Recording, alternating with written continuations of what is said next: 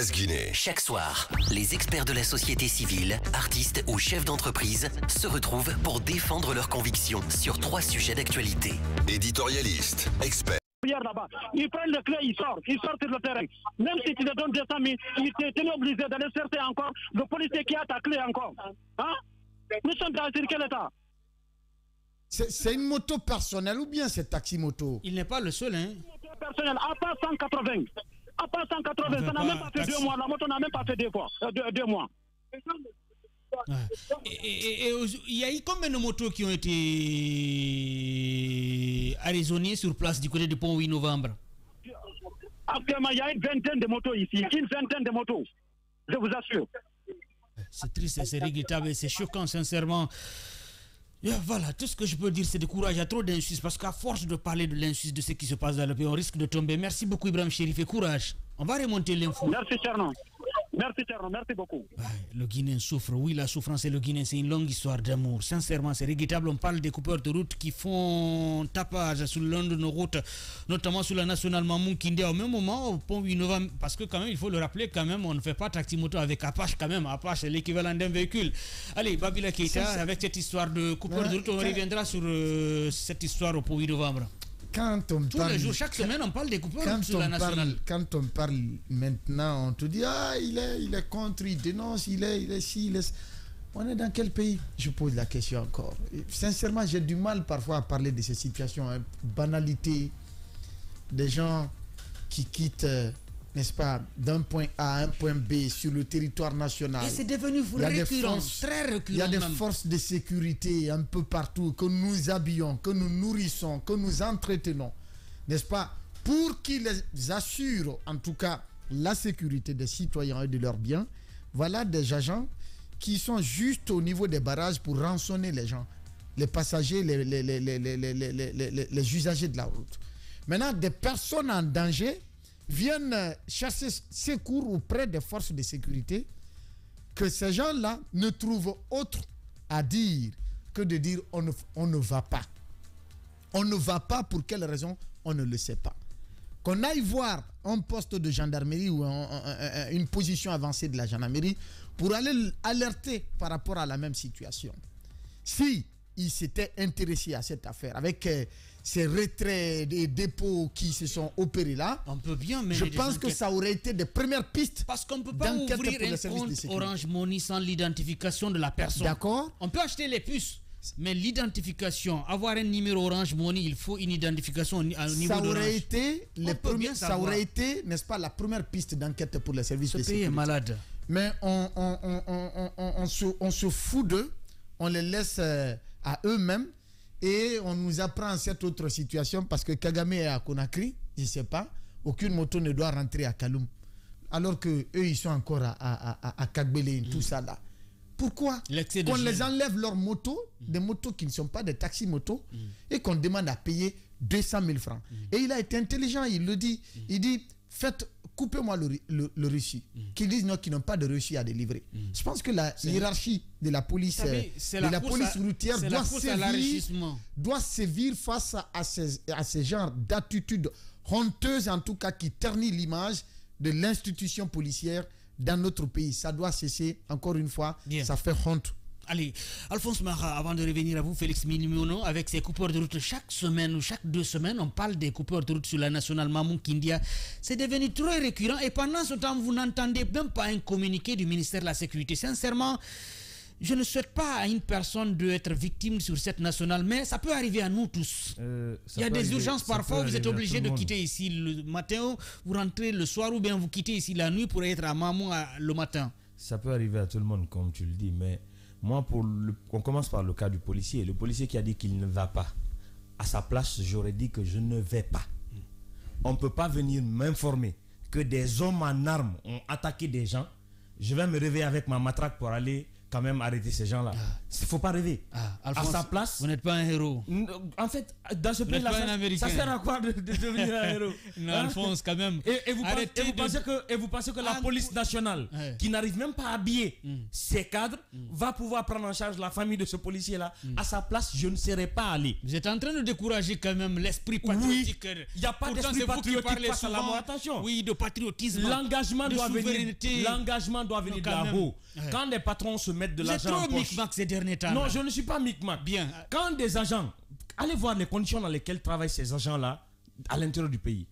En fait, des fois, quand ils vous disent qu'ils sont policiers, il n'y a rien sur eux qui reflète qu'ils sont policiers. Parce que même la tenue qu'ils portent a tellement vieilli que vous avez l'impression que c'est un policier qui a voulu donner aux membres de sa famille au village des anciennes tenues qu'il a utilisées. À sa place, je ne serais pas allé. Ça, il ne faut même pas leurrer là-dessus. Bien.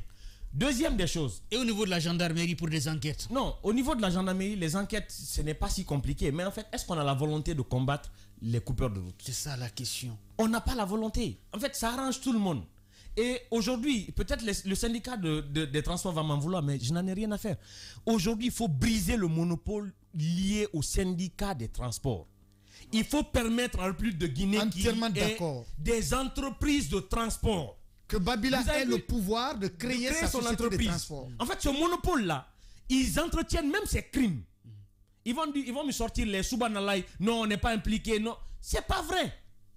Ils sont au courant parce que c'est des gens qu'ils approchent dans les gares qui sont les informateurs. Comment on sait qu'il y a tel nombre d'argent dans les bagages de tel? Les racketteurs. Et c'est pas que les racketteurs, même certains membres des bureaux des syndicats. Vous pensez que c'est un petit business de dépouiller les gens de plusieurs millions? On n'a pas voulu montrer l'image, la vidéo, mais vous avez vu ces bagages en provenance du Sénégal. Souvent, ils se disent qu'il y a l'argent dedans ou bien il y a des objets de valeur. Mais et comme ils savent que désormais les gens évitent de mettre de l'argent en poche, ils mettent sur Orange Money.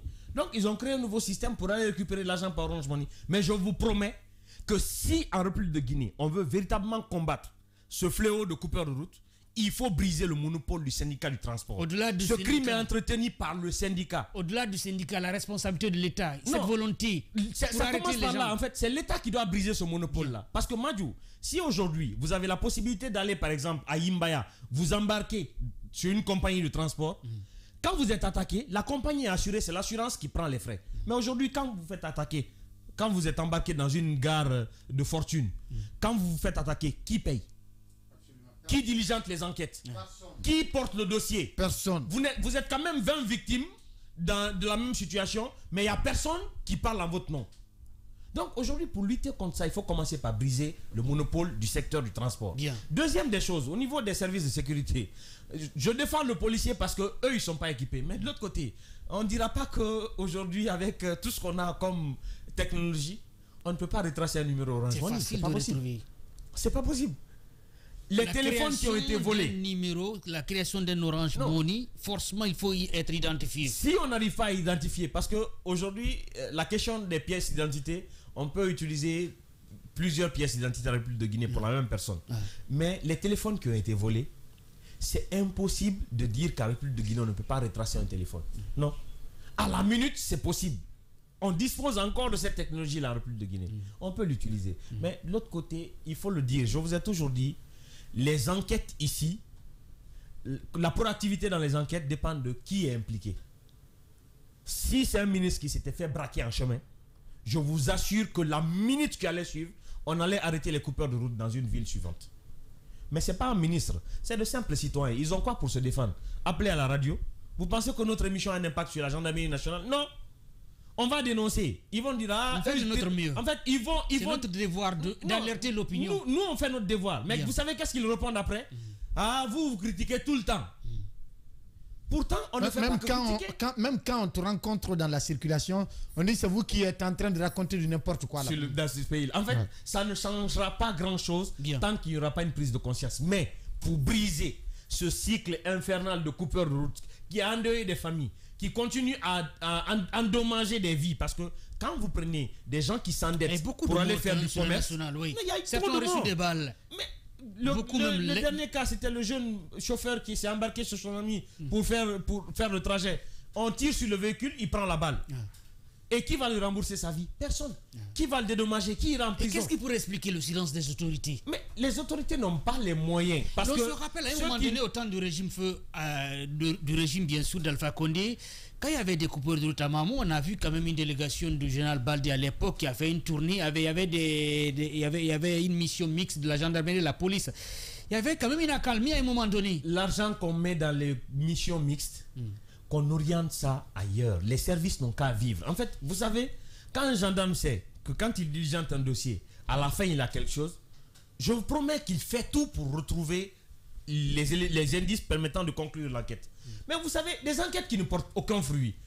Vous allez mener des enquêtes pour des citoyens. On va continuer comment vivre comme ça. Oui, mais Madjou, on a entretenu ce système tous. Il va falloir qu'on mette fin à cela. Non, on a quand même des dirigeants pour ça. Non. La première mission d'un État, c'est de sécuriser leurs citoyens et leurs biens. Mais pourquoi on n'est pas sécurisé? Dans ce pays-là, on n'en veut pas, nous. Non, sérieux. Les acteurs de la société civile, à qui on a prêté du crédit dans ce pays, se sont intéressés qu'à la politique. Je n'ai jamais vu, en République de Guinée, une organisation de défense des droits de l'homme ou une quelconque organisation de la société civile qui s'est levée pour parler de ce fléau d'insécurité-là sur les routes nationales. Il n'y en a pas.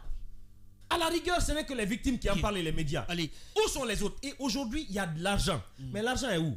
C'est les patrons qui continuent à bénéficier de l'argent destiné aux services à la base. Bien, et les services à la base ne travaillent pas. Mais quand c'est un patron qui est impliqué, tout à l'heure, là, on vous dit, bon, je vous fais un dépôt de tel million. Allez chercher le dossier. Voilà la raison. C'est ce qui m'a amené à te soutenir hier quand tu disais qu'il faut supprimer le budget de l'armée. Même s'il ne faut pas supprimer, il faut l'orienter à la culture. Amoindrir le coût pour que les hommes sur le terrain puissent bénéficier et que les crocodiles qui sont, n'est-ce pas, au haut lieu, vraiment soient mis à l'écart afin que les hommes qui mouillent le maillot sur le terrain soient vraiment bien entretenus. C'est rare quand même d'évoquer, mais d'être en accord entre Alphonse et Babila Ali. Félix, c'est triste et c'est regrettable parce qu'on est là tous les jours, on en parle, des coupeurs de route qui font la terreur, qui sèment la terreur sur la nationale Mamou Kindia, Mamou Dabola, Mamou Fahana, Mamou Dalaba, mais malheureusement, il y a un silence coupable, s'il faut le dire ainsi, des autorités entre guillemets. Alors, il faut le rappeler d'abord que la situation, l'insécurité, c'est un peu partout.